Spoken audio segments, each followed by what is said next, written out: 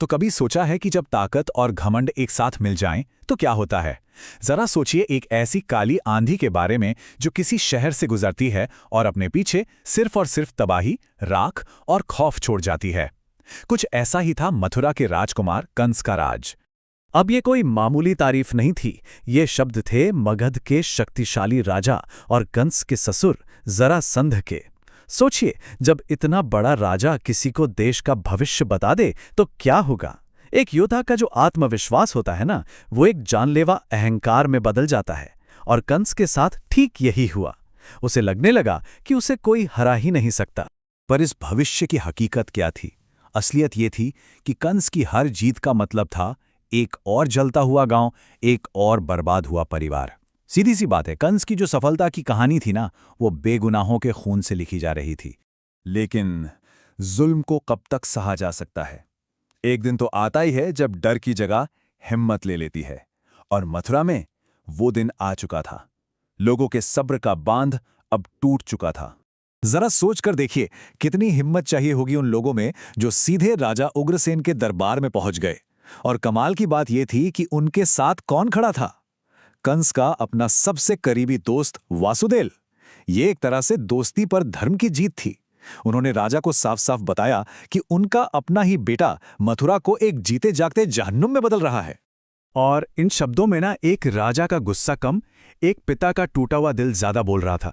जब राजा उग्रसेन ने कंस का सामना किया तो उनकी आवाज में गुस्सा नहीं बल्कि निराशा थी। उन्होंने उसे समझाने की कोशिश की कि जिस सिंहासन को वो अपनी जीत समझ रहा है, वो असल में इंसानियत की सबसे बड़ी हार है। कंस के चेहरे पर शर्म या पछतावे का कोई निशान तक नहीं था। उसकी आंखों में थी तो सिर्फ सत्ता की भूख और अपने पिता के लिए नफरत। उसने एक पल नहीं लगाया अपने पिता के हर इल्जाम को उन्हीं पर पलटने में। इससे ये साफ हो गया कि उसके लिए हर रिश्ते से बढ़कर सिर्फ उसकी अपनी महत्वाकांक्षा थी।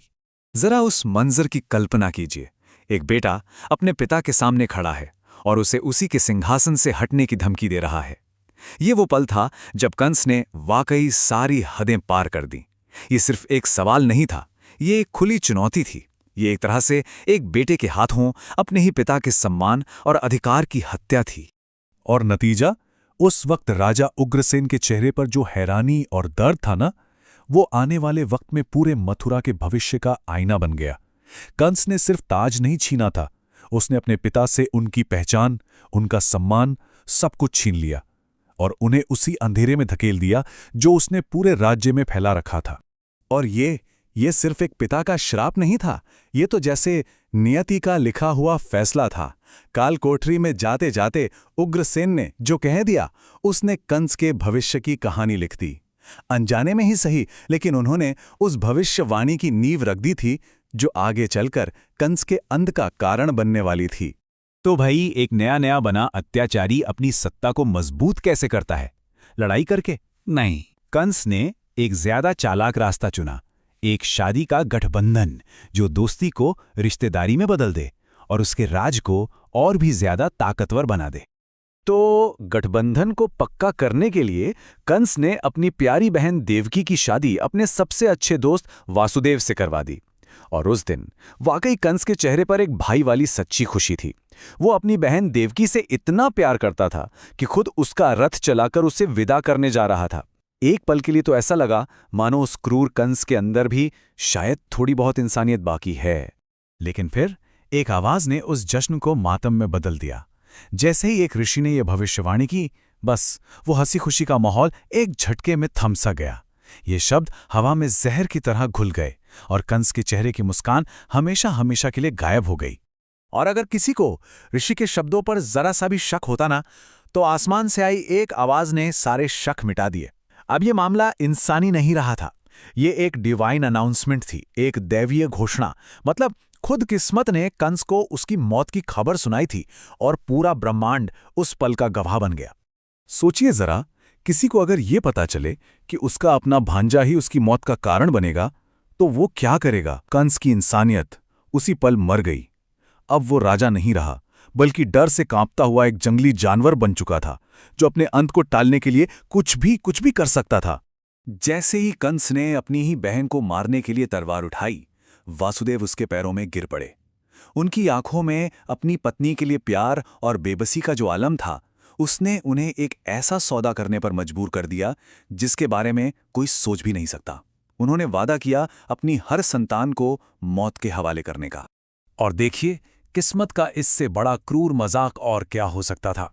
कंस ने अपनी बहन और दोस्त को उसी काल कोठरी में कैद कर दिया जहां उसके पिता पहले से ही बंद थे। अब उस काल कोठरी में हर बच्चे का जन्म खुशी नहीं बल्कि मातम का पैगाम लेकर आने वाला था। ये सवाल पूछा वासुदेव की पहली पत्नी रोहिणी ने, और ये एक बिल्कुल सीधा साधा लॉजिक वाला सवाल था। लेकिन यही सवाल कंस के पागलपन की गहराई को दिखाता है कि कोई इंसान भाग्य से बचने के लिए आखिर किस हद तक जा सकता है। कंस का तर्क बड़ा अजीब था। उसने कहा, सोचो, एक सर्कल पर 8 पॉइंट बनाए गए हैं। अगर कोई उस वक्त वहां नहीं था जब उन्हें मार्क किया गया, तो वो कैसे जान सकता है कि पहला पॉइंट कौन सा है और 8वां कौन सा? देखिए, ये किसी समझदार का तर्क नहीं, ये एक डरे हुए इंसान का वहम था। वो असल में एक बच्चे से नहीं डर रहा था, वो तो गिनती के एक नंबर 8 से डर रहा था, और उस एक नंबर तक पहुंचने से पहले वो 7 बेगुनाहों की बलि देने को तैयार था। तो अब सवाल ये उठता है कि क्या सबसे घने अंधेरे में भी उम्मीद की कोई किरण मिल सकती है? एक तरफ तो कंस का खौफ पूरे मथुरा पर छा रहा था, वहीं दूसरी तरफ उसी खौफ की वजह बनी भविष्यवाणी एक कालकोठरी में आशा का इकलौता दिया जलाए हुए थी। एक तरफ देवकी कह रही थीं, यहां सिर्फ एक लंबी रात है।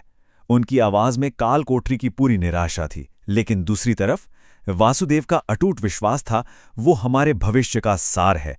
वो देवकी को समझा रहे थे कि ये कैदखाना हमारी आज की सच्चाई हो सकती है, लेकिन हमारा 8वां बेटा सिर्फ हमारा भविष्य नहीं बल्कि पूरी दुनिया की मुक्ति है, एक अत्याचारी का पतन है। इन शब्दों से वासुदेव ने अपने होने वाले बेटे को सिर्फ एक बच्चा होने से कहीं ऊपर उठा दिया। वो अब एक विचार बन चुका था, एक सिंबल। वो पूरे राज्य के लिए धर्म को फिर से स्थापित करने का प्रतीक था। सोचिए, उस अजन्मे बच्चे के कंधों पर सिर्फ अपने माता पिता को नहीं बल्कि पूरे मथुरा को कंस के जुल्म से आजाद कराने का बोझ था। तो आखिर में कंस की ये पूरी कहानी एक सदियों पुराना सवाल खड़ा करती है। क्या हमारी जिंदगी पहले से लिखी हुई किस्मत से चलती है, या ये हमारे फैसलों का नतीजा होती है, और खासकर उन फैसलों का जो डर में लिए जाते हैं? कंस ने तो अपना भविष्य बचाने के लिए अपनी तरफ से हर कोशिश की, लेकिन क्या इसी कोशिश में उसने अनजाने में अपने अंत को और करीब नहीं बुला लिया?